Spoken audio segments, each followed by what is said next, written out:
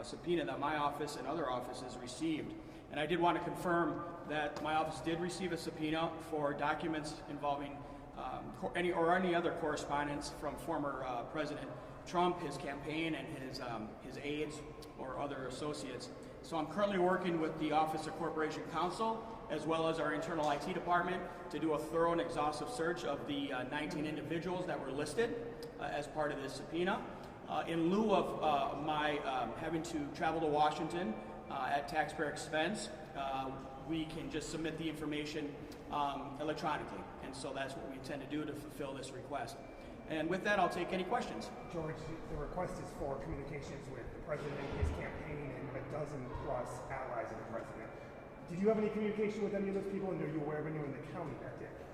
Yeah, so this occurred a couple of years ago, as we all know, so I can recall off the top of my head, certainly Mr. Attorney James Trupis, who represented the Trump campaign here in Wisconsin. He was the one who, in fact, filed the state Supreme Court's lawsuit contesting some of the election results, which I have here. So this would be an example of a document that we would provide electronically. So this would be like one example. And of course, all of the email correspondence that would coincide with that, or any other of those 19 individuals. Aside from Mr. Trupis, I'd have to, again, rely on our search to find it out. I can tell you, I don't recall getting anything from Rudy Giuliani or Sidney Powell. I think I would have recalled that, but we'll let the search reveal that and get that information out there. Did DOJ, did the special counsel talk to you before the subpoena? Did he ask for any materials before this, or did this come as a surprise to you? Yeah, it was a surprise. We had no advance warning. So it came on Friday late afternoon. It came across my desk Monday morning. We immediately kicked it in high gear and spoke with Corporation Counsel Don and began to fulfill it. What does that look like? The deadline is Friday. Will you meet the deadline? And how do you find these communications that the Justice Department is looking for?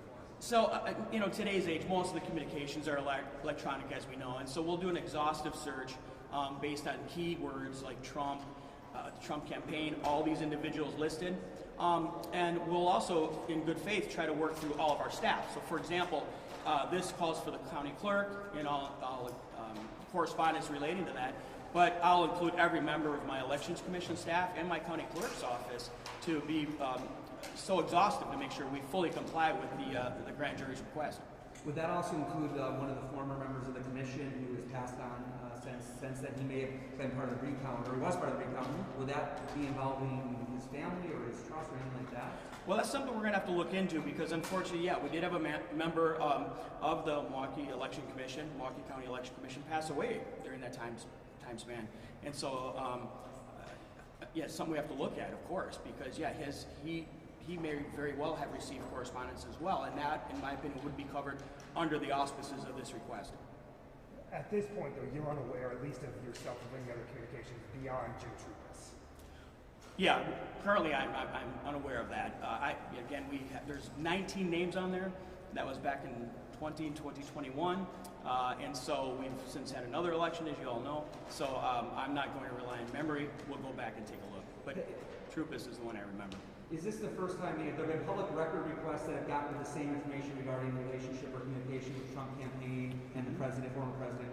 Have this already been fulfilled in the past? Is anything new? Are you expecting anything new here? Any smoking guns? Well, as you all know, we've been inundated with open records requests for years, taxing our system and taxing county clerks across our state. I don't expect any new information to come out of this, quite honestly. However, I will certainly do my best to provide as much support as I can to the investigation. What do you make of this overall request and the broader investigation of the Justice Department? Well, there has been speculation as to whether it's they're looking into the slate of false electors across the country. They're looking, of course, into the recounts and all of the lawsuits affecting the recounts, which all failed, as we know. And also looking into the insurrection on January 6th. I think it has to do with all of those, quite frankly. I think they're being as exhaustive as they can, and I think hopefully justice will prevail and the truth will be revealed. Will you meet Friday's deadline? Oh yeah, we'll do our best, of course. Yeah. Hey, George, an additional question from CNN. Zachary Cohen wants to know, were officials from any other Wisconsin counties also subpoenaed that you're aware of? Yeah, my understanding was that Dane County was as well. I wasn't sure if the city of Milwaukee was at all or anything. That would, of course, be one of the large ones. I haven't heard anything about Brown County either. I know, as many of the members of the public or in the media might know, Maricopa County was as well. So, Have you had any communication with Justice Department officials since receiving this? no, we haven't. So, if we have any follow-up questions, we've been invited to reach out, but I think we'll be fine. Excellent. All right, any more questions for Clerk Christensen? Great. Thank you, everyone. Appreciate you coming. Thank you. Thank you.